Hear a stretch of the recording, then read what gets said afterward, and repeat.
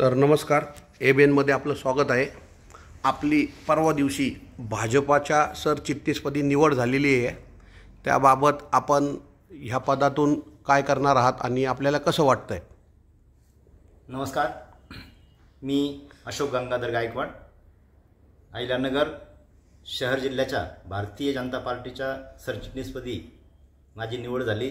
त्याबद्दल प्रथमतः मी महाराष्ट्राचे मुख्यमंत्री असतील देवेंद्रजी फडणवीस साहेब, यानंतर प्रदेशाध्यक्ष आमचे रवींद्रजी चव्हाण साहेब, आमचे या जिल्ह्याचे पालकमंत्री माननीय राधाकृष्णजी विखे पाटील साहेब, माजी खासदार सुजयदादा विखे पाटील आणि या शहर जिल्ह्याचे जिल्हाध्यक्ष माननीय अनिलजी मोहिते, या सर्वांचं मी प्रथमतः आभार मानतो.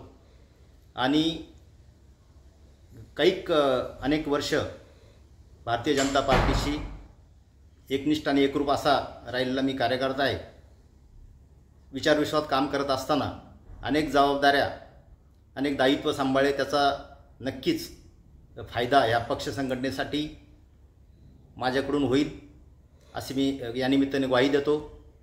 यामध्ये पक्ष संघटन असेल, हे वाढीसाठी शहरामध्ये नक्कीच आम्ही नव्या जुन्याची सांगड घालून योग्य त्या पद्धतीने अध्यक्षांच्या मार्गदर्शनाखाली, माननीय पालकमंत्र्यांच्या मार्गदर्शनाखाली वाटचाल करू, असे या निमित्ताने मी सांगतो.